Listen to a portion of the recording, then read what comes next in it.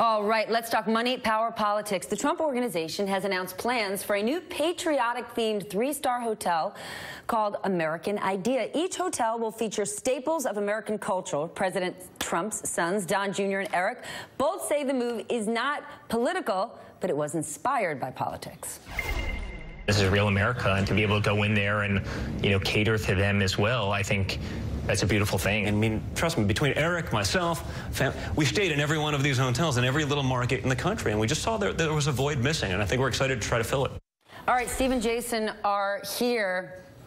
Okay, we know that the president is struggling in an up market because people are saying, I don't want to go for that.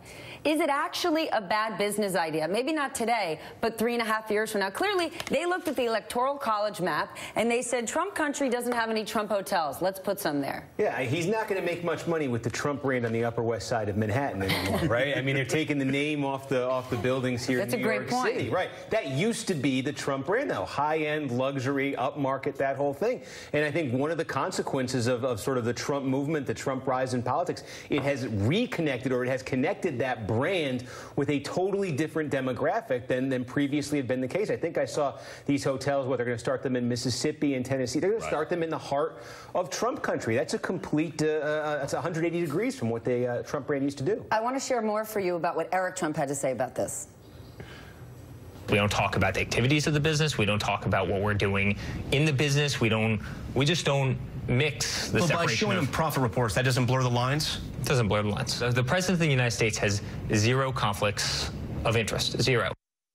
So they're not going to share profits because those numbers are too complicated, but they are sharing the spirit and the idea of the Trump brand with their dad. And they're basically spray painting the brand over all of these hotels. Of course the president is going to visit all of these hotels during the campaign. Look, if they want to make money, if they want to put some bullhorns and some old Coca-Cola machines in front of a Motel 6, that's fine, right? The issue is this speaks to that larger problem about this administration, that they basically want to turn the White House into a giant QVC, right? They just want to keep selling stuff, whether it's Ivanka, whether it's his sons, and it's embarrassing. And also, it is a massive conflict of interest. They do share profit information with their dad. Steve, at some point, when they say there's no conflicts of interest, they sort of say it with that smirky smile, but at some point, when is there an issue? I mean, just yesterday, it was reported that in the Trump hotels, Saudi lobbyists have spent $250 grand, and now the Trump Organization is saying, well, we are going to, donate that to the Justice Department.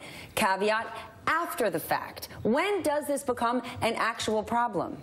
Well, I think politically speaking, it is the concept really politically of original sin. I mean, go back to the campaign, go back to the issue of taxes, go back to the precedent that was set over the last generation or so of American politics, really since the mid-1970s. Every major presidential candidate put that out there in the interest of disclosure and transparency and openness. And here's a candidate who said, I'm willing to take all the heat from the media, all the heat from the watchdog groups, all the heat from the critics, and I'm going to break with this precedent. And I think... But at some point, does it become a problem? Whether it's the White House website having Melania's jewelry line, oh, we're going to take that off. Mar-a-Lago marketing, would you like a picture with the president at your wedding? Oh, we're going to erase that. When is it an actual problem? That's the question. But how do you define a problem? I mean, who cares if we're offended? But that's the thing. I mean, you have an administration here that feels its decision, a president who feels his decision was validated by the election. I think that's how he defines it. And nobody complains about it. That's an excellent point. Yeah, the regular voters don't complain about it. What concerns me, and I thought the same thing about Trump properties all over the world, is when